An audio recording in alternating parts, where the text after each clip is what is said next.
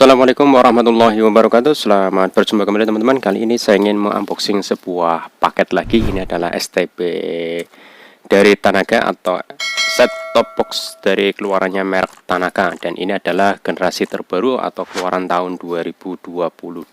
Sebelumnya saya juga pernah beli tahun 2021 ya teman-teman. Modelnya kayak begini. Ini adalah STB Tanaka yang keluaran tahun 2021. Ya, modelnya kayak gini. Nah, untuk yang terbaru teman-teman nanti bisa lihat, kita unboxing saja ya teman-teman.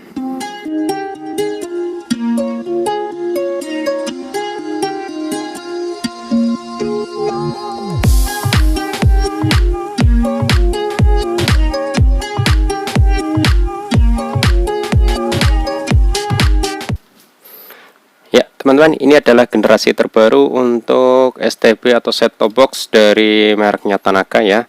Ini keluaran tahun 2022 dan ini adalah keluaran tahun 2021. Dari bungkusnya saja ini sudah kelihatan perbedaannya teman-teman.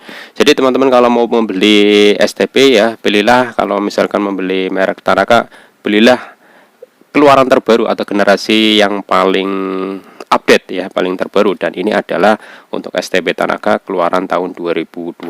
Di sini ada perbedaan yang cukup jelas ya teman-teman. Ya, sekarang kita buka saja ya. Apabila teman-teman membeli STB Tanaka ini generasi kedua ya, apa yang nanti kita dapatkan? Sebelumnya kita lihat dulu untuk pembungkusnya atau bagian covernya, kardusnya ya. Fasilitas apa yang teman-teman bisa dapatkan jika membeli STB Tanaka generasi terbaru ini? Ya, yang di sini ada DVB-T2, ini berarti sinyal digitalnya ya teman-teman.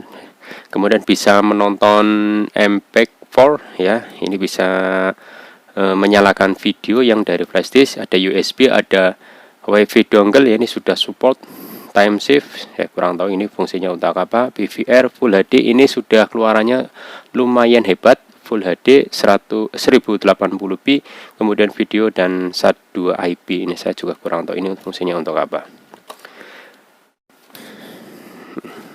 ya. Kemudian untuk STB ya, untuk STB yang terbaru biasanya semuanya STB sekarang sudah ada IWS, Early Warning System. Ini adalah sistem peringatan dini apabila ada bencana atau apa ya,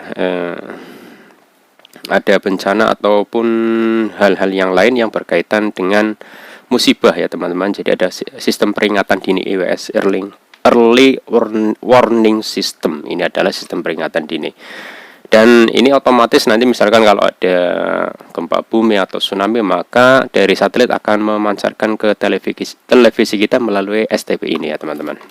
Nah, untuk pembungkusnya kayak gini saja teman-teman.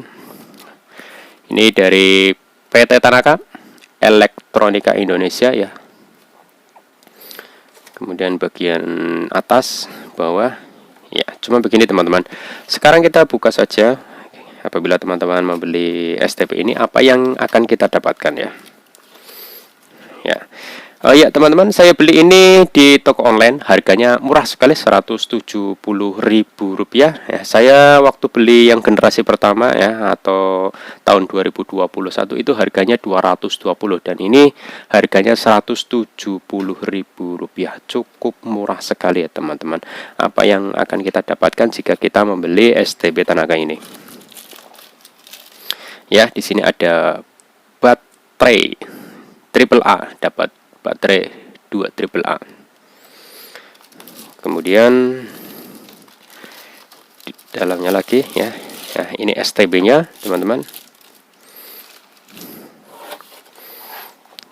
Satu buah remote.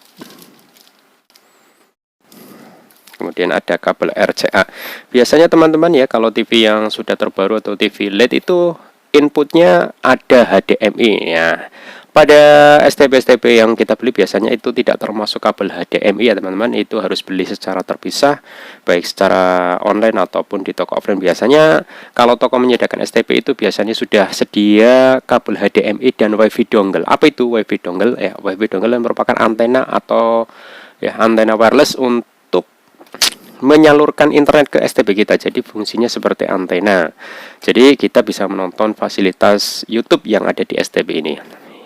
Sekarang kita singkirkan dulu untuk pembungkusnya. Ini bagian remote-nya teman-teman. Kemudian kabel RCA.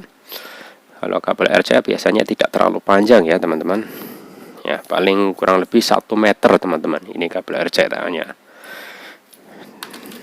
Kemudian baterai, dan di dalamnya ini masih ada lagi.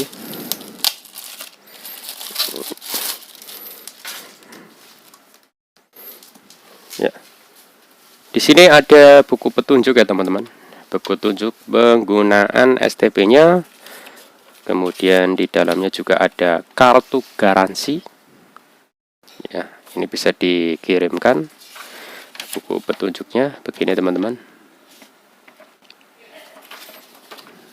Nah, ini buku petunjuk beserta kartu garansi dalam satu paket ini.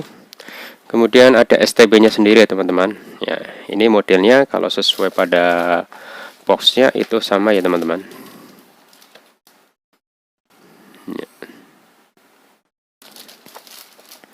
Ya, kita lihat ya, kita review untuk kabelnya sendiri. Ini panjangnya berapa ya? Biasanya kurang lebih 1 meter ya teman-teman. Ya, kurang lebih 1 meter ini panjangnya. Jadi bukan berupa adaptor ya, langsung dicolokkan pada stop kontak kita. Nah, untuk bahannya sendiri teman-teman, ya ini terbuat dari plat besi. Ya, di atasnya ini ada kisi-kisi untuk ventilasi udara ya sebagai pendingin. Kemudian pada bagian samping ini juga ada. Ya, bagian sampingnya lagi juga ada, ini ada kisi-kisi. Nah, sekarang bagian bawah ya, ini plat juga, semuanya terbuat dari plat kecuali bagian depan ini ya teman-teman. Ini adalah bagian plastiknya, ini bagian plastik. Nah, ini untuk bagian bawahnya. Nah, untuk bagian depannya sendiri teman-teman ya, di sini ada tombol power ya, kemudian ada tombol menu, kemudian satu USB ya, kemudian ini ada apa ini, tombol volume mungkin ya. Di sini tidak ada keterangannya, tapi ini kalau naik turun berarti kemungkinan besar ini adalah tombol volume untuk naik, kemudian ini turun, kemudian ini tombol OK, yes, kemudian program kanan kiri ya. Ini ada IWS, HDMI, DVB-T2, ini sudah Full HD. Ya, ini bagian depan teman-teman. Untuk bagian belakangnya, ya, bagian belakangnya begini teman-teman. Ya. Di sini ada 2 lubang ya teman-teman. Ya, ini untuk antena in ya. Ini lubangnya berupa antena untuk modelnya UHF, bukan yang parabola ya teman-teman. Kadang-kadang banyak pertanyaan di channel saya itu, antena parabola bisa ya. Biasanya untuk antena parabola itu input kabelnya berbeda dengan kabel UHF ya teman-teman. Jadi ini adalah untuk kabel UHF. Nah, kemudian ini loop. Nah, loop ini fungsinya seperti paralel ya teman-teman. Jadi satu antena itu bisa untuk beberapa STB. Jadi ini in, nanti ini outnya. Jadi ini bisa dihubungkan dengan STB yang lain teman-teman. Kemudian ini sama fungsinya, USB dengan bagian depan ini sama fungsinya, mau di depan atau di belakang. Dan ada satu tambahan lagi ya, ini untuk outputnya ada 2 teman-teman. Output yang pertama adalah berupa HDMI, High Definition ya, ini gambarnya lebih jernih. Kemudian ini yang pada umumnya ya, berupa kabel RCA. Ini tadi sudah disertakan kabel RCA, ini sesuai warnanya, ada 3 warna ya.